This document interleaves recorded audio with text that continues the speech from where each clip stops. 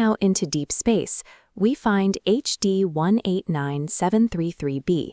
We instinctively associate a deep blue planet with a calm, watery, Earth-like world. That azure blue is a trap. There are no oceans there. The color comes from a hazy, dense atmosphere, completely saturated with microscopic silicate particles. The planet orbits incredibly close to its host star. The searing heat differential generates catastrophic winds, screaming across the surface at 5,400 miles per hour. Those extreme winds cause the airborne silicates to condense.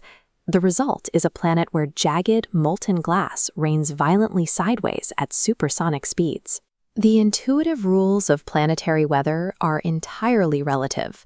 The universe is filled with stunningly beautiful objects that mask brutally extreme realities.